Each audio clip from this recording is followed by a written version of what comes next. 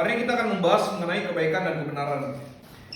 Kebaikan dan kebenaran. Ada dua hal yang perlu kita pikirkan sebelum kita masuk ke dalam kebaikan dan kebenaran ini. Sekali lagi ada dua poin penting yang perlu kita renungkan sebelum kita masuk ke dalam poin penting ini. Next slide. Ada dua pertanyaan besar. Yang pertama, apakah bisa kebaikan menjadi standar kebenaran hidup? Sekali lagi, apakah bisa kebaikan itu menjadi standar kebenaran hidup? Kenapa pertanyaan ini muncul? Ini muncul karena di zaman sekarang bukan dari zaman sekarang aja. Ini udah ada dari dulu. Tapi di zaman sekarang kan semakin terlihat orang itu akan berkata, aku berbuat baik saja udah cukup. Berbuat baik aja, baik kemana-mana baik aja itu udah cukup. That's it. Apakah iya? Cukupnya apa?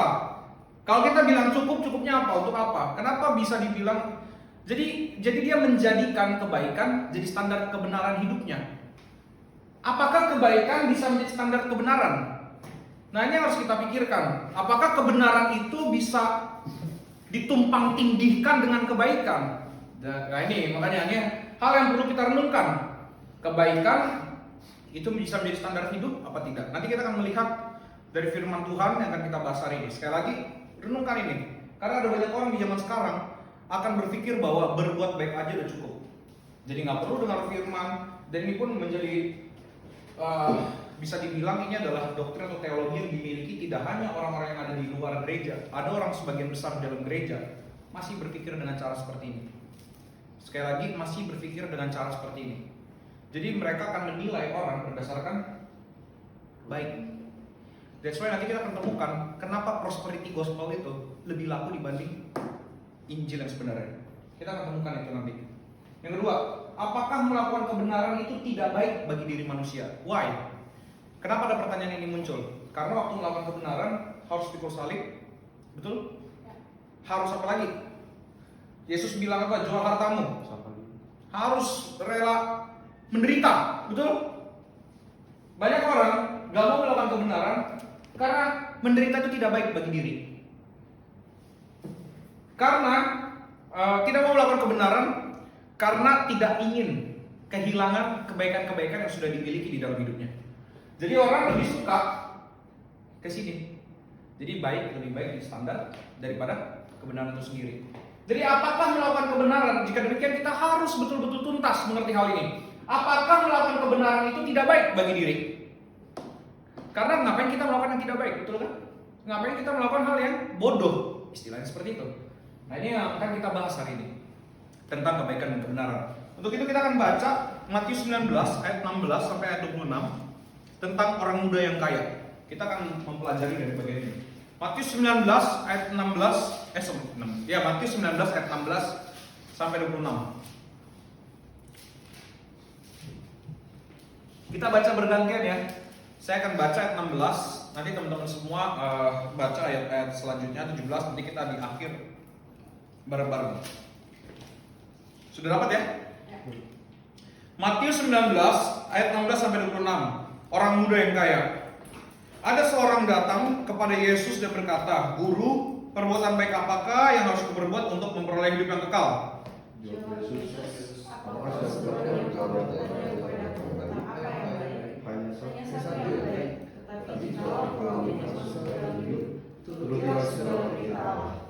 Kata orang itu kepadanya, "Perintah yang mana?" Kata Yesus, "Jangan membunuh, jangan berzina, jangan mencuri, jangan mengucapkan saksi dusta."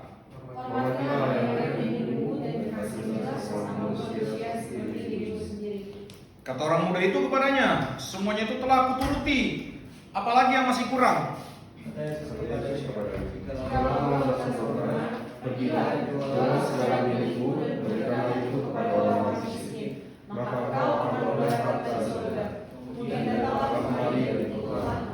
Ketika orang muda itu mendengar perkataan itu, pergilah ia dengan sedih sebab banyak hartanya. Aku berkata kepadamu, sesungguhnya sekali kaya masuk ke dalam kerajaan surga. Ayat 23 ngomong, sesungguhnya sukar sekali bagi seorang kaya masuk. Sekali lagi, berarti dia menekankan ayat 23, betul ya? Sekali lagi, aku berkata kepadamu, lebih mudah seekor unta masuk melalui lubang jarum daripada seorang kaya masuk ke dalam kerajaan Allah. Lanjut.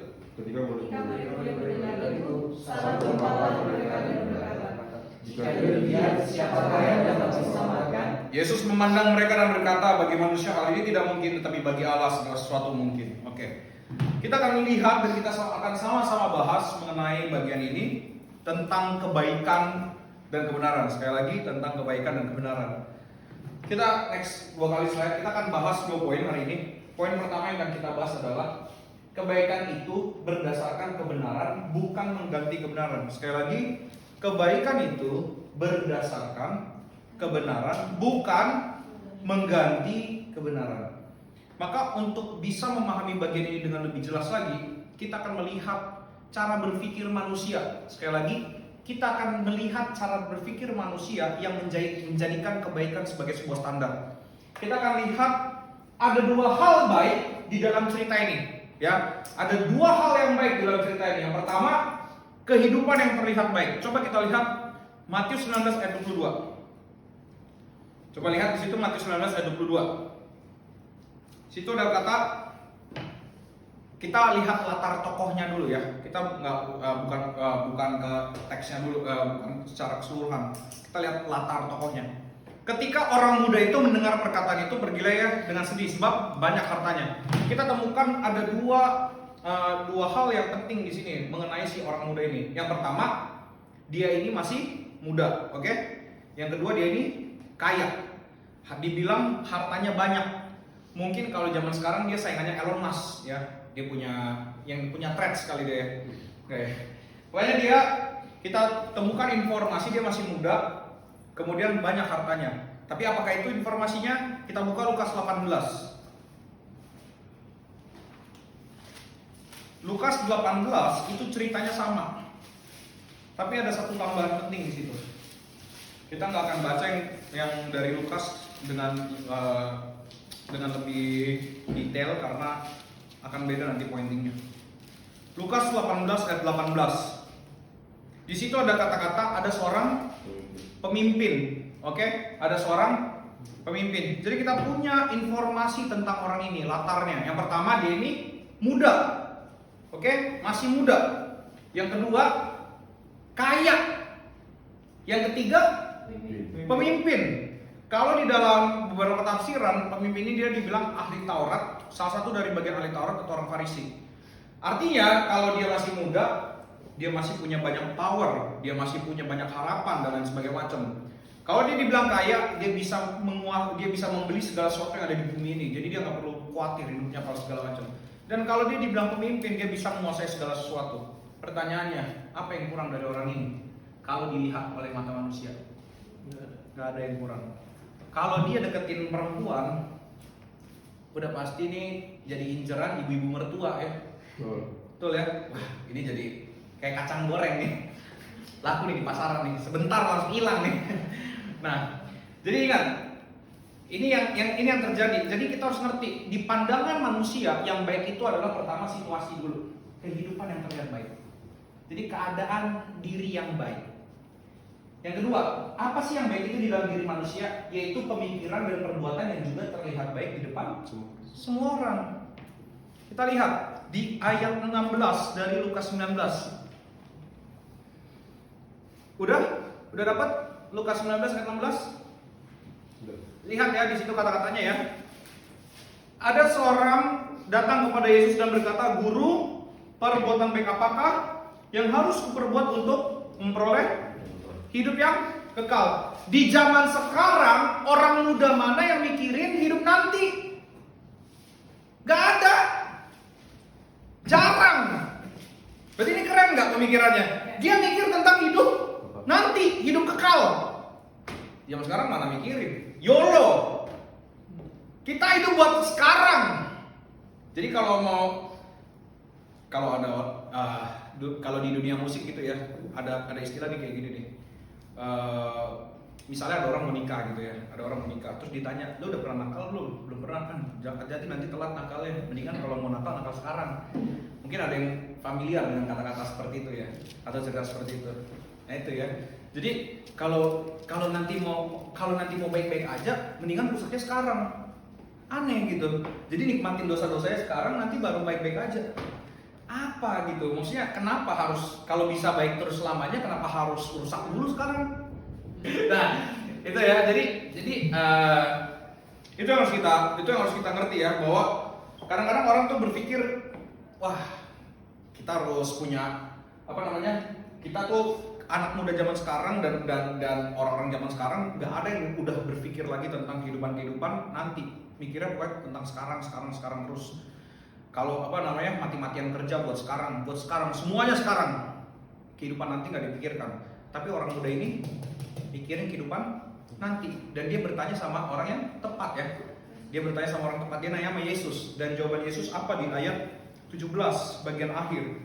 Tetapi jikalau engkau ingin masuk ke dalam hidup, perhatikan, masuk ke dalam hidup, turutilah segala perintah Allah. Kata orang itu kepadanya, perintah yang mana? Perhatikan, kata Yesus apa? Jangan membunuh. Yang kedua, jangan berzina. Terus, jangan mencuri.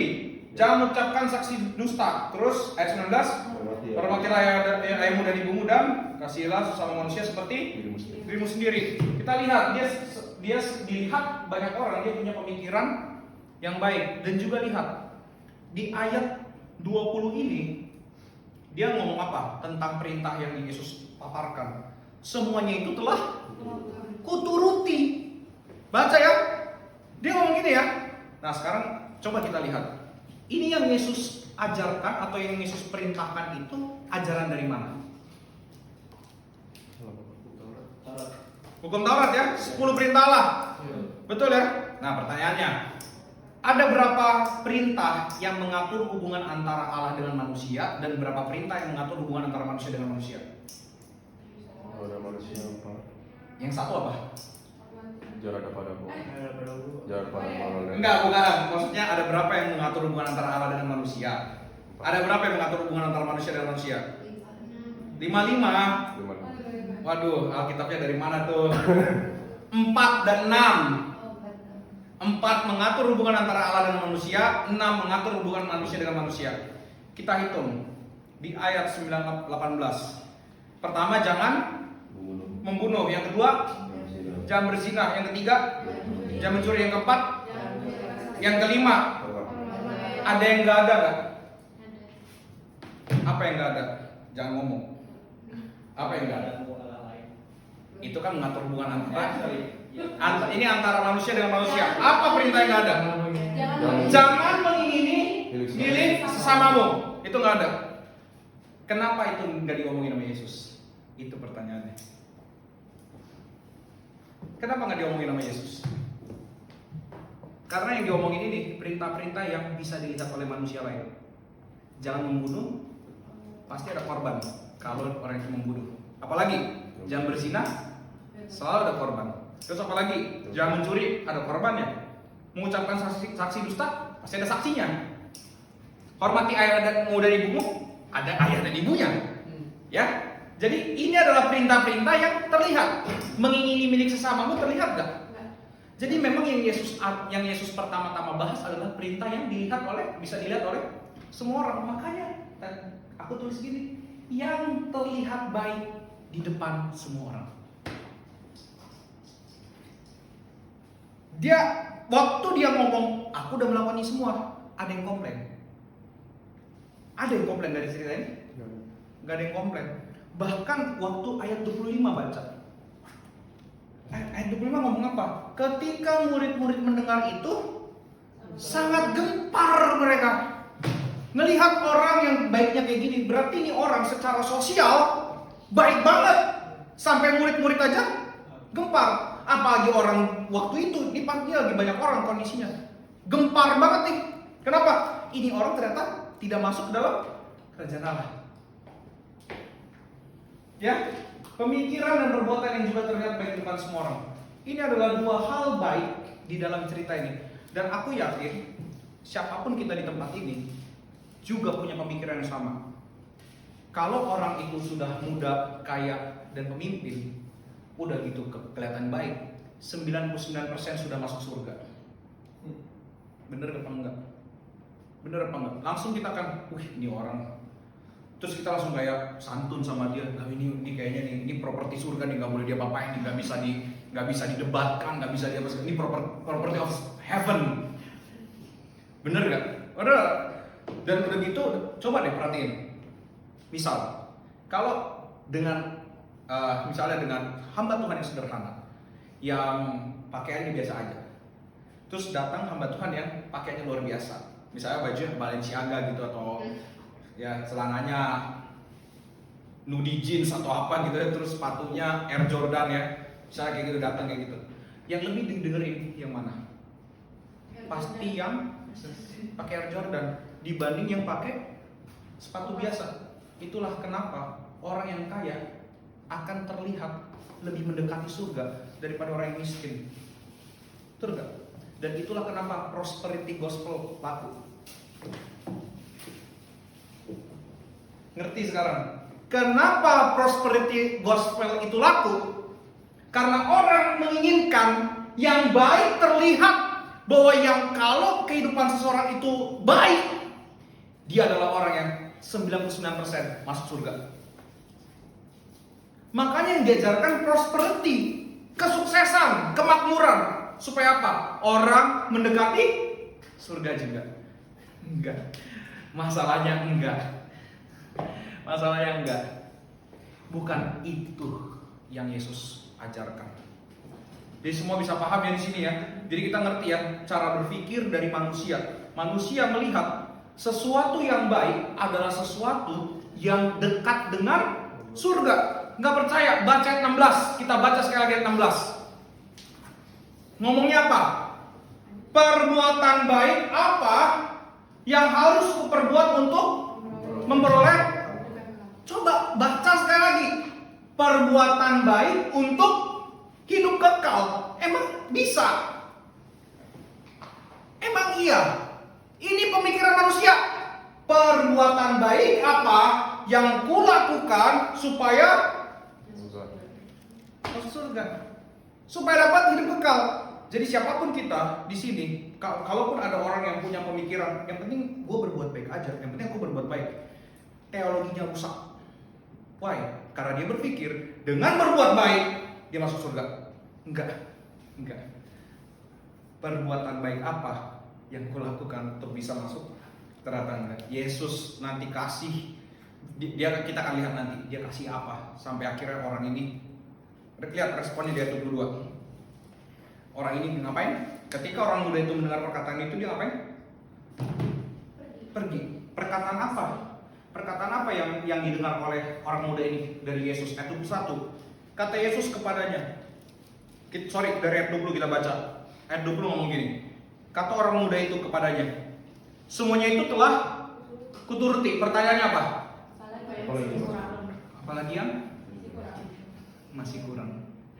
Ya Yesus bilang, Yesus kasih jawaban, ternyata semua kurangnya. Apa jawaban Yesus? Jikalau engkau hendak sempurna. Ya, kalau kau hendak sempurna apa? Pergi, jual hartamu, jual segala milikmu, dan berikanlah itu kepada orang miskin, maka kau akan beroleh harta di sorga. Datang kemari dan ikutlah aku. Terus kemudian orang kaya ini mendengar perkataan itu, dia pergi sebab dia banyak hartanya. Next. Makanya harus kita lihat nih. Ketika kebaikan diri menjadi standar kebenaran, kita tidak sedang mengikuti Kristus. Dan kita akan senang hati meninggalkan Kristus karena kita sudah cukup mendapatkan kekayaan di dalam kebaikan diri. Ya, ketika kebaikan diri menjadi standar kebenaran, kita tidak sedang mengikut Kristus. Dan kita akan senang hati meninggalkan Kristus. Ingat, dia di sini sedih karena kehilangan Kristus atau sedih karena hartanya banyak? Karena hartanya banyak dan gak bisa ditinggalkan.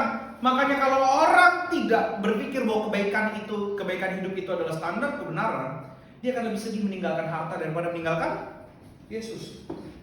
Dan kita akan senang hati meninggalkan Kristus karena kita sudah cukup mendapatkan kekayaan di dalam kebaikan hidup. Ini yang harus kita renungkan, ini yang harus kita pikirkan. Nah, kita coba bandingkan dengan pengajaran Yesus di dalam Matius 5 ayat 3. Coba kita buka Matius 5 ayat 3.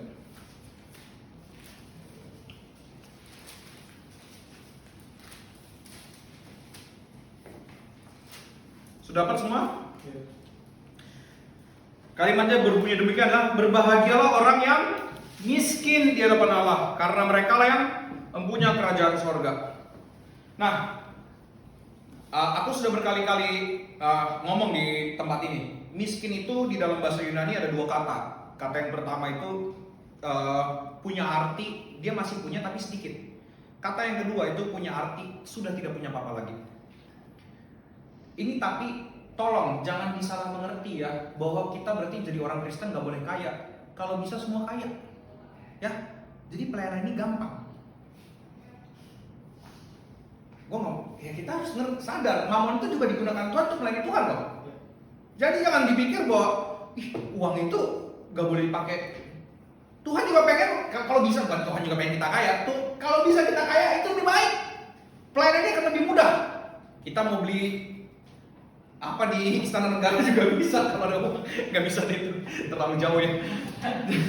Dan jadi perhatikan, ini bukan berarti kita semua harus miskin, bukan. Tetapi waktu kita memiliki kekayaan yang banyak, bisakah kita tetap menggantungkan diri sama Tuhan? Makanya pikulan salib setiap orang itu berbeda. Orang yang kaya punya pikulan salib harus mengosongkan bagaimana tetap miskin di hadapan Allah. Orang yang memiliki banyak, orang yang memiliki kekuasaan harus memikul salib dengan cara apa? Merendahkan diri. Itu pikulan salib dia. Orang yang suka dikagumi orang harus punya pikulan salib apa? Untuk merasa tidak layak di hadapan semua orang.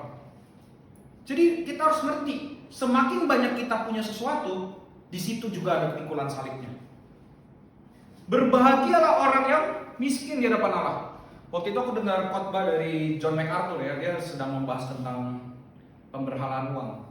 Dia ada ngomong kalimat kayak gini yang bikin aku lumayan mikir ya. Apa keuntungan dari kemiskinan? Itu pas lagi aku dengerin itu waktu lagi naik motor gitu, terus mikir, emang miskin ada untungnya? Setahu aku sih nggak ada yang mau miskin di bumi ya. Kok bisa ada untungnya? Akhirnya dia ngomong gini ya, apa keuntungan dari kemiskinan? Itu membatalkan semua pilihan-pilihan di dalam hidup. Sekali lagi, apa keuntungan dari kemiskinan? Membatalkan semua pilihan di dalam hidup. Jadi kalau orang miskin, makan cuma makan apa yang ada. Pakai baju pakai apa yang kerja juga kerja apa yang bergantung juga cuma sama yang ada. Yang ada cuma Tuhan, dia cuma bisa bergantung sama Tuhan. Itulah maksudnya. Makanya aku juga senang dengan kalimat Paul Washer. Kita tidak menjadikan Tuhan itu sebagai salah satu dan nomor satu, bukan. Tapi kita menjadikan Tuhan itu satu-satunya, the one and the only. Bukan the number one, karena kalau nomor satu ada nomor dua. Artinya kalau nomor satu dan nomor dua tidak terpenuhi, tidak sempurna loh. Ada nomor 3, nomor 4, berarti semuanya terpenuhi dulu baru bahagia. Enggak gitu. The one and the only. Hanya Tuhan aja, nggak ada yang lain. Tuhan memberikan tools. Tuhan adalah sumber kebahagiaan, tetapi Dia memberikan tools supaya kita berbahagia. Apa? Di dalam pekerjaan kita mendapatkan uang, di dalam keluarga kita mendapatkan relasi. Tapi jangan ini menjadi Tuhan menggantikan Tuhan. Ini harus kita ngerti, ya. Jadi kalau kita lihat, berbahagia orang yang miskin di hadapan Allah. Nah, di dalam Matius 19 ini dibilang tadi apa? Dia pergi dari Yesus karena hartanya banyak, kaya. Dan juga 2 minggu lalu kalau kita ingat tentang ketamakan, masih ada yang ingat? Lukas 12 ayat 15, coba kita buka juga. Lukas 12 ayat 15.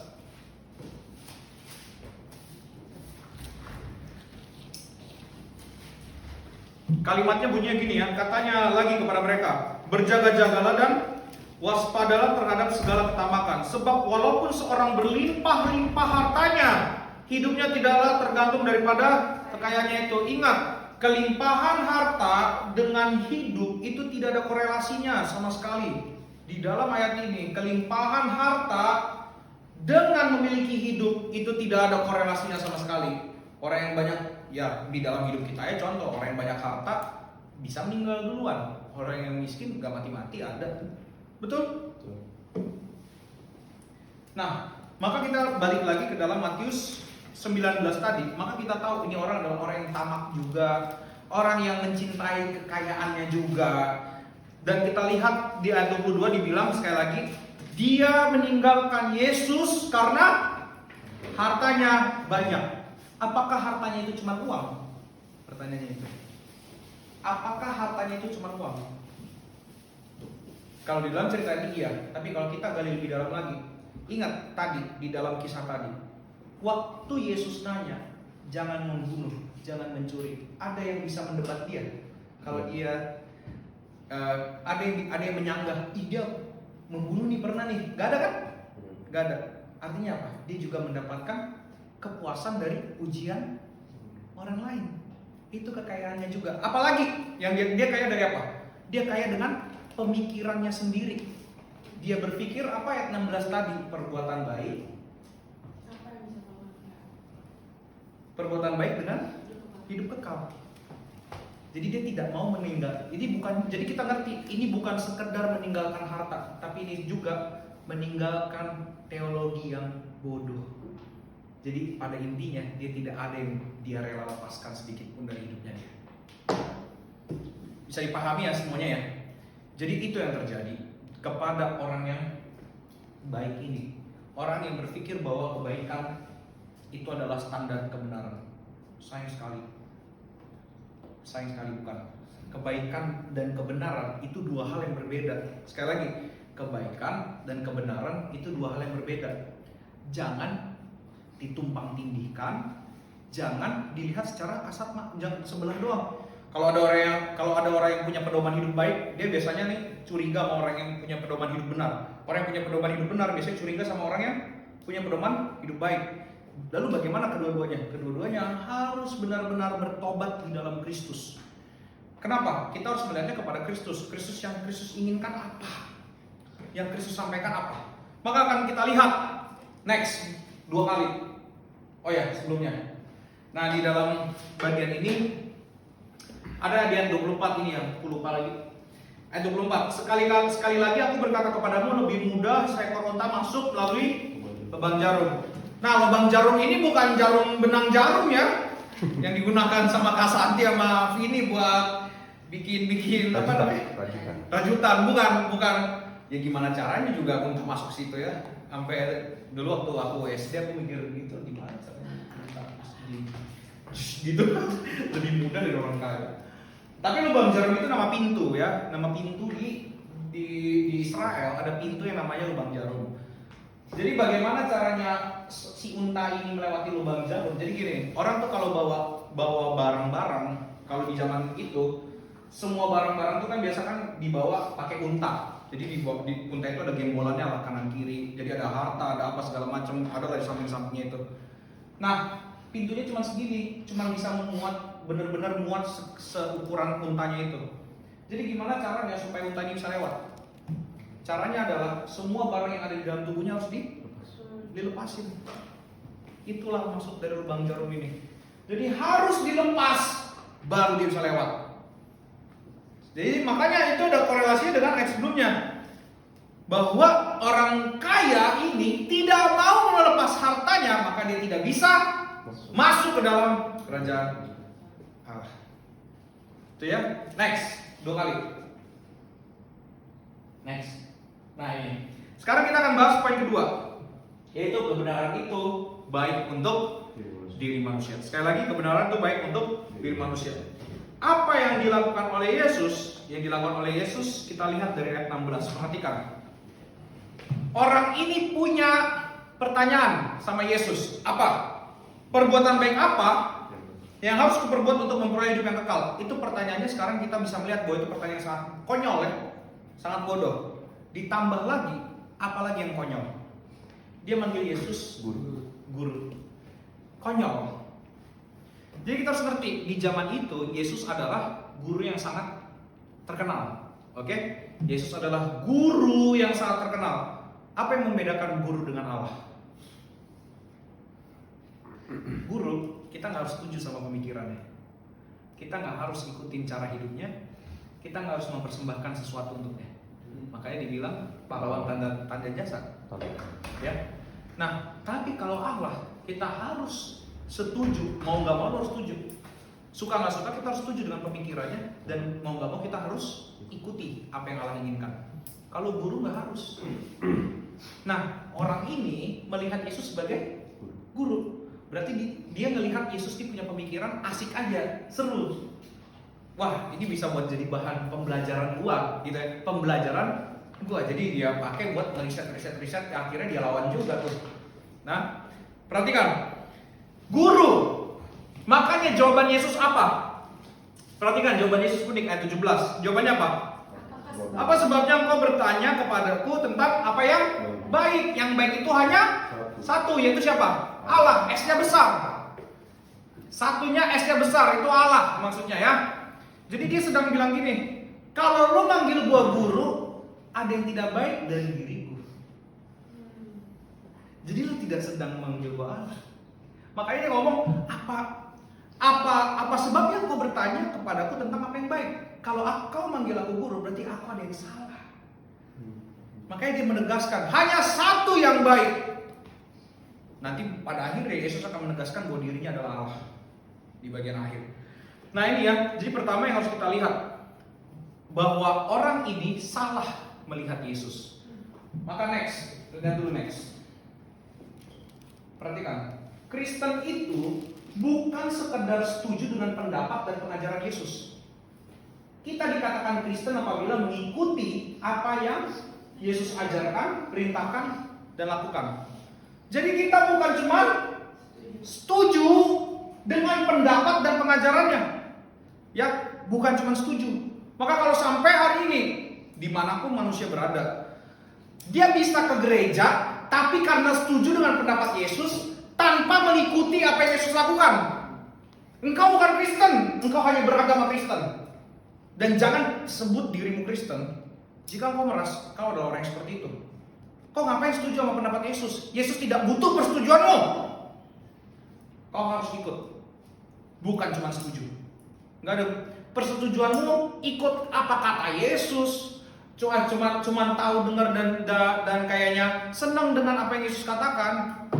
Enggak membuat lu masuk surga. Sekali lagi nih, guru, ya. Kalimat itu menunjukkan bahwa dia memang tidak masuk surga. Kenapa? Dia melihat Yesus dengan cara yang salah. Dia melihat Yesus hanya sebagai guru moral yang baik. Maka sampai hari ini, kalau kita tidak mengikuti dia, cara apa yang Yesus lakukan, kita hanya memandang Yesus sebagai guru. Dan kita masih berpikir bahwa dengan perbuatan baikmu, engkau akan selamat. Hey, itu salah satu cara menguji diri kita.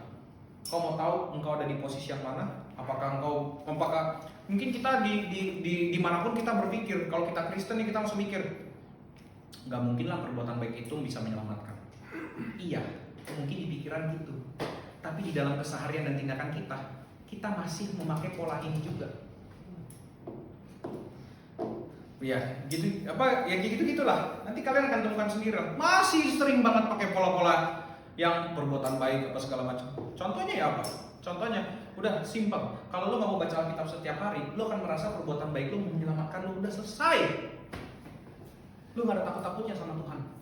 Lo nggak tahu kebenaran, dan lo merasa lo bisa hidup masuk ke dalam surga karena perbuatan baikmu. Hei, bertobat manusia seperti itu.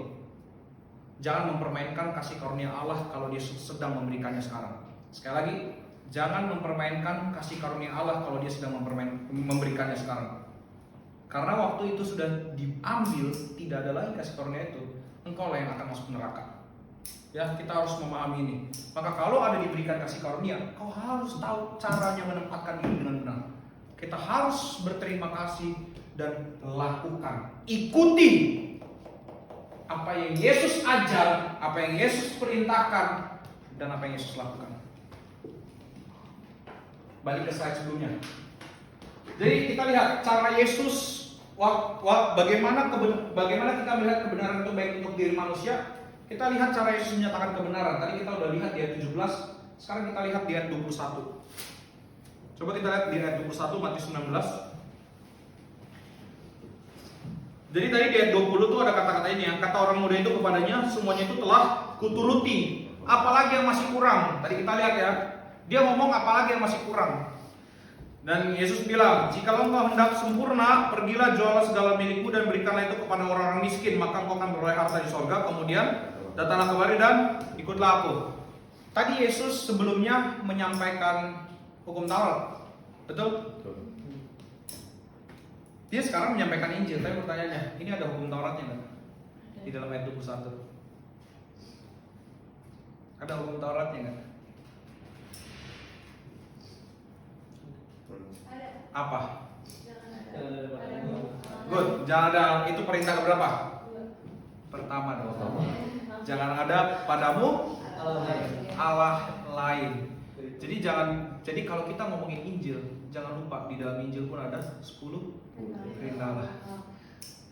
Jadi tidak pernah Injil itu dipertentangkan dengan hukum Taurat 10 perintah Allah. Nggak pernah. Di dalamnya ada. Ya, jadi jangan wah, kita udah bebas dari Taurat. Taurat apa? Taurat apa maksudnya? Taurat ada yang dibatalkan, ada apa? Taurat ibadah dibatalkan. 10 perintah Allah tidak pernah. Tidak pernah sama sekali dibatalkan. Makanya kita harus ngerti hukum Taurat itu ada 3. Taurat sosial, Taurat ibadah, 10 perintah Allah. Ya, kita harus ngerti hal ini. Nah, di dalam ini ternyata makanya Yesus bilang gini, perintah yang pertama ini engkau gagal lakukan, kemudian kau berharap dengan perbuatan baikmu kau akan selamat. Perhatikan ya, manusia itu bisa berhasil terlihat baik di depan semua orang dengan perbuatan-perbuatan yang terlihat oleh orang lain. Tapi yang 5 lagi gimana? Betul? Ada 5 aturan lagi. Salah satunya jangan mengingini milik sesamamu. Tidak ditampilkan oleh Yesus. Jangan-jangan dia gagal di situ. Kita nggak tahu. Tapi yang dia gagal adalah yang nomor 1. Artinya kalau gagal 1, gagal semua. Pertanyaannya hari ini, jika demikian, hari ini kita ada yang gagal melakukan Taurat sampai hari ini? Dan kau masih berpikir dengan perbuatan baikmu kau bisa selamat? Tapi kenapa tindakan kita sehari-hari berpikir kalau perbuatan baik kita menyelamatkan kita? Jangan mau dibodohi tindakan dan perasaanmu. Jangan karena kau sudah ada di sini dengerin khotbah yang kayaknya keras-keras, Kak Cere kalau ngomongin firman tuh kenceng ya, sampai kayaknya kupingnya mau putus nih. Ya, tiap hari dengerin gue bertobat. Hey, kok bertobat apa cuman kayak menyesal aja gitu, karena menyesal kayak hidup gue begini ya, terus besok begitu lagi. Jangan merasa karena kau ada di sini kau bertobat, belum tentu. Ikut Yesus itu pertobatan. Ya, ikut siapa? Yesus. Itu pertobatan yang sejati. Jangan merasa kau bertobat, sekali lagi, jangan pernah merasa kau bertobat karena kau sudah mendengarkan pengajaran yang benar. Jangan merasa bertobat karena kau tahu apa yang benar. Karena kau ngerti apa yang benar. Justru kalau kau mengikutinya, melakukannya, itulah kau tahu kau sedang bertobat. Kau sudah bertobat dan kau sedang bertobat. Tapi kalau cuma tahu, orang-orang di luar sana juga banyak yang lebih pintar daripada kita ngejelasin firman Tuhan, betul nggak? Iblis juga tahu. Iblis juga tahu siapa Yesus. Dan kita ini nggak ada sepersennya dari kepintaran iblis kali. Ya, dia mungkin udah kuasa ini dari Kejadian sampai Wahyu. Lah, lu baca Imamat aja nggak pernah tuntas. Mau baca bilangan ada yang pernah tuntas? Tuntas aja kagak, mau baca, mau ngertiin. Apa nih maksudnya tali ini? Apa nih maksudnya gini-gini? Dan kita masih berpikir, mungkin kita udah nggak, ya aku selamat karena Kristus, aku tahu Kak. Tapi tindakannya sehari-hari masih kayak berpikir perbuatan baik menyelamatkan. Apa bedanya? Kau nggak ngomongin tapi kau lakukan gitu. Munafik. Bener gak? Kau tahu tapi kau nggak melakukan. Munafik. Ini manusia, ini kenyataan diri manusia. Tidak ada kebenaran di dalam diri. Dan kau ditipu sama dirimu sendiri. Penipuan yang paling bodoh ditipu sama diri sendiri. Mendingan lu ditipu orang gitu, karena emang jelas-jelas bodoh. Ditipu sama dia sendiri tuh bodohnya bodoh. Bodoh-bodoh ya. Bodoh kuadrat, bodoh-bodoh. Perhatikan, Makanya Yesus menyatakan kebenaran sejati dan dia menyatakan bahwa ia adalah Allah. Makanya di dalam bagian ini Yesus sedang menyatakan bahwa dia adalah Allah. Jangan ada Allah lain. Berarti kita mau bilang di sini, ini bukan soal boleh atau nggak boleh jadi kaya. Ini soal Allahnya orang ini siapa. Dan setelah Yesus lihat Allahnya orang ini adalah hartanya. Dan kalau ngomongin tentang harta, itu kan ngomongin dengan apa kita senang, dengan apa kita bergantung, dengan apa yang paling gini, simple. Mau tahu hartamu apa? Coba pikirkan sesuatu yang kalau kau itu tidak ada di dalam hari-harimu saat ini, engkau akan sedih banget. Apa? Yesus. Gue yakin enggak. Gue yakin enggak. Karena gue tahu di sini nggak pada baca Alkitab, nggak apa-apa. Harusnya orang Kristen sedihnya tuh kalau nggak baca Alkitab. Bukan sedihnya kalau nggak ketemu si pacarnya lah, kalau nggak ada yang chat lah, kalau nggak ada uang lah. Itu hal simpel. Pikirkan, apa yang membuatmu sedih sampai galau? Apa? Itu hartamu. Oh berarti kalau aku ada kesedihan aku nggak boleh galau segala macam. Tolong pola pikirnya diubah gitu, kan gitu maksudnya. Gimana ya jelasin sama manusia ya? Kadang-kadang dibalik-balikinnya tuh gimana ya? Kurang gitu. Oke, berpikir apa yang membuatmu sampai nggak mau makan, nggak mau apa segala macam tuh gara-gara apa? Itulah hartamu.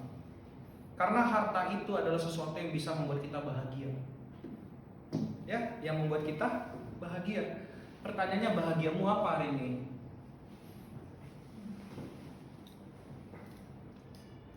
Makanya kita akan melihat next 3 fungsi kebenaran di dalam hidup. Next lagi. Nah, fungsi kebenaran di dalam hidup manusia. Yang pertama, fungsi kebenaran itu adalah menyatakan bahwa Yesus adalah Allah dan dia adalah kebaikan hidup yang terbaik. Sekali lagi, 3 fungsi kebenaran di dalam hidup. Yang pertama, menyatakan bahwa Yesus adalah Allah.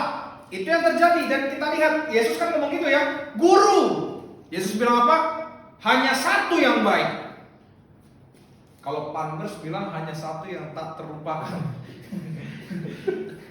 Masih tahu aja. Menyatakan bahwa Yesus adalah Allah. Ini yang harus kita tahu. Alkitab menyatakan bahwa Yesus adalah Allah. Nah makanya ini yang kita lupa setiap hari. Apa? Yesus adalah Allah. Yesus adalah Allah. Bahwa dia yang paling berhak untuk mendapatkan seluruh hidupmu. Bahwa kepadanya kita harus mempersembahkan diri. Bukan kepada harta. Bukan kepada apa yang membuat kita bahagia. Hanya kepada Yesus. Allah. Bahwa Yesus adalah Allah. Maka kita harus mempersembahkan diri kita kepada Allah. Dan dia adalah kebaikan hidup yang terbaik. Karena ketika kita berada dengan Yesus, ketika kita diajak oleh Yesus, ketika kita menerima Yesus dalam hidup kita sudah mendapatkan segala sesuatu yang kita inginkan sebenarnya. Tidak ada lagi yang sebenarnya kita perlu. Coba deh, misalnya gini deh. Aku mau tanya sama semuanya. Sekarang ini di dalam hidup, apa sih yang paling sulit? Ya, bertahan hidup. Pasti bicara tentang uang, terus bicara tentang banyak pergumulan dan masalah. Sebenarnya di dalam hidup ini tahu apa yang paling sulit? Menjadi serupa dengan Kristus. Pikir, dari dulu lo gak punya uang, lo lahir tanpa uang, tiba-tiba punya uang, terus miskin lagi, kaya lagi, punya duit lagi, miskin lagi, punya duit lagi, miskin lagi, punya duit lagi. Bisa ada nggak uang itu tiba-tiba ada? Selalu melihat gak kalau Tuhan itu memelihara?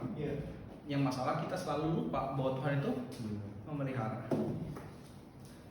Pernah di sini ada yang datang ke refill telanjang? Artinya Tuhan masih tahu kau perlu pakaian. Ada yang di sini pernah datang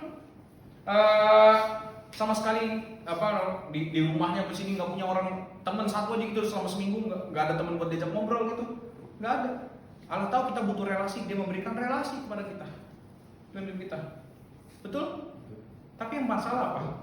Kita tuh bukan bermasalah di nggak punya uang, kita bukan bermasalah di kehilangan kehilangan segala sesuatu, kita bukan bermasalah di keluarga, kita bukan bermasalah ini. Masalah kita adalah menjadi serupa Kristus. Itu masalah utama kita. Makanya kita perlu belajar berespon tepat sesuai dengan apa yang Kristus inginkan. Misalnya gini, oh kacere, gue udah pelayanan terus-terusan, tapi kenapa keluarga gue berantakan? Hei, kau baca Alkitabmu, Yesus dibilang gila sama keluarganya sendiri. Yesus dibilang gila sama siapa? Keluarganya dia sendiri. Jadi kalau kau dianggap, kalau keluargamu meremehkanmu karena kau melayani Tuhan, ya wajar. Seorang murid tidak mungkin lebih daripada gurunya. Kalau gurunya kena, masa muridnya kagak? Terus kita berusaha menghindari itu. Jangan. Ya sekali lagi pikir ya. Kita nih ikut Yesus bukan untuk supaya, kalau kata Larry minggu lalu ya, kekristenan itu bukan bicara membuat muka yang murung jadi gembira. Bukan itu ya, sekali lagi. Kekristenan itu bukan bicara tentang membuat muka yang murung menjadi gembira. Bukan itu.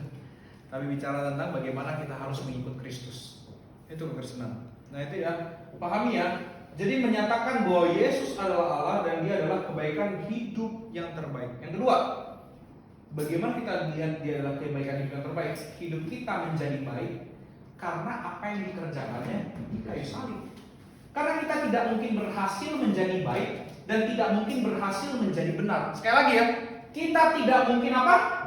Berhasil menjadi baik dan tidak mungkin berhasil menjadi benar. Coba perhatikan, hukum Taurat yang tadi ini yang dilakukan oleh si orang suci ini, dia kerjakan semua enggak? Enggak. Yang mengerjakan semua siapa? Hanya Kristus. Yang mengerjakan seluruh hukum Taurat itu Kristus. Sebenarnya perlu nggak melakukan itu? Supaya kita selamat perlu. Tapi sebenarnya dia harus nggak? Nggak ada keharusan. Sekali lagi ya, nggak ada keharusan dia mau menyelamatkan kita. Kita ini siapa? Tapi dia perlu nggak untuk melakukan itu supaya kalau untuk kita supaya bisa selamat? Perlu. Ini yang harus kita tahu. Makanya jangan bikin diri tinggi banget nih, lebih tinggi daripada Kristus. Jadi dia mengerjakan hukum Taurat supaya apa? Supaya ia layak naik ke kayu salib. Sehingga sekarang karena dia benar, dia benar, dia melakukan apa yang benar, dia boleh mencurahkan kebenarannya di dalam kebaikan penghukumannya di kayu salib. Ngerti gak? Jadi kita selamat dan memperoleh kebenaran karena kebaikan yang dia lakukan di kayu salib. Ngerti ya semuanya di sini ya? Jadi kebenarannya sempurna dan dia mencurahkan kebenarannya itu di dalam kebaikannya di kayu salib. Makanya kita sekarang bisa menjadi benar dan bisa menjadi baik oleh karena siapa? Kristus. Itu yang dikerjakannya di kayu salib. Paham ya semuanya ya?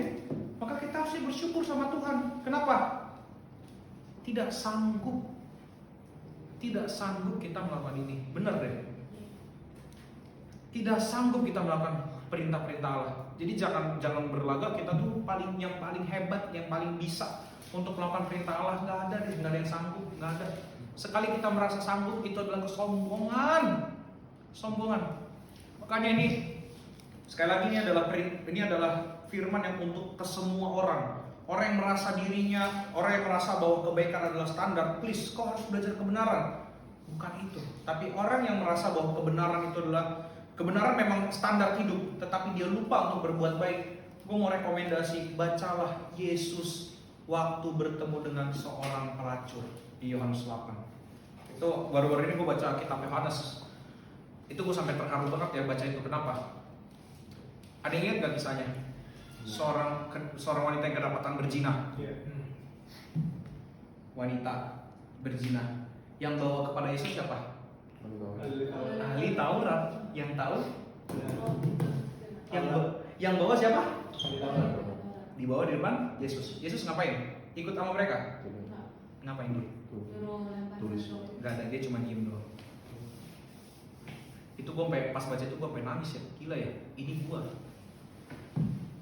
didakwa di depan semua orang, di depan orang yang punya kebenaran, mungkin punya kebenaran segala macam, tapi Yesus diam dan punya hikmat. Dan bahkan setelah itu si perempuan itu ngomong, Yesus ngomong, kemana semua orang hidup itu tidak ada lagi, aku pun tidak menghukummu. Dia nggak ada ngomong tentang hal-hal lain, dia cuma ngomong aku pun tidak menghukummu, pergilah dan jangan berbuat dosa lagi.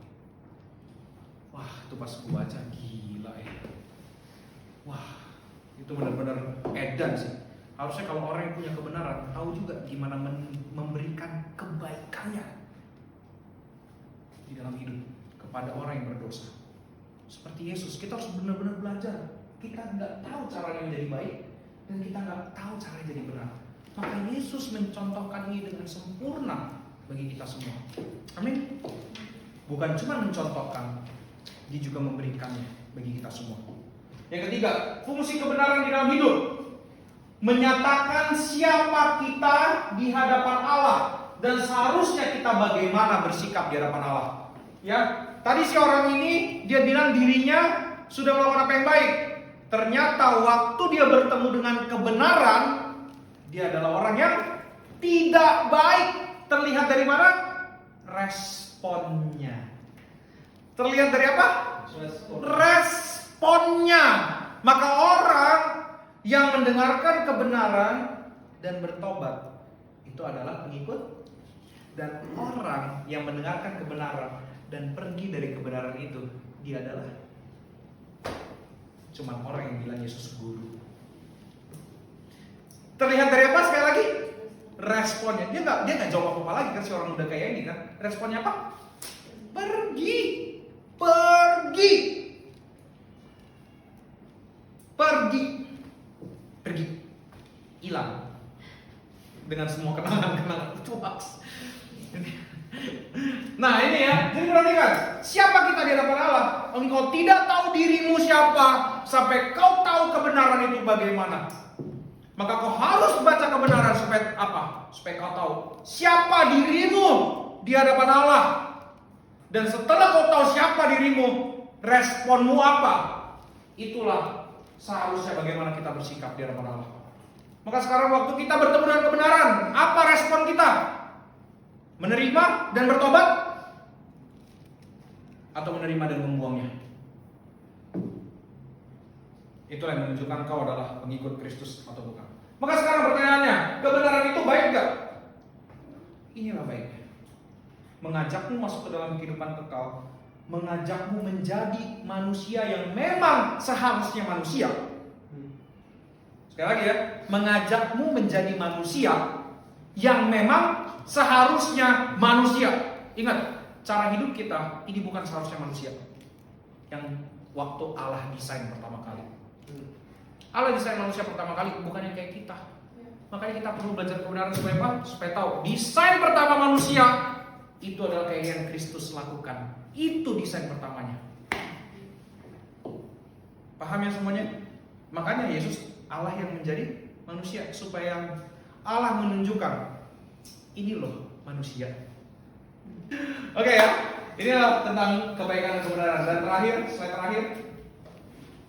Oke ya, kita tidak dapat melakukan kebaikan sejati karena kita penuh dengan dosa dan kita terpisah dari kebenaran. Maka kita perlu kebenaran sejati, yaitu Kristus yang telah mati di kayu salib, agar kita memiliki kebaikan sejati di dalam hidup.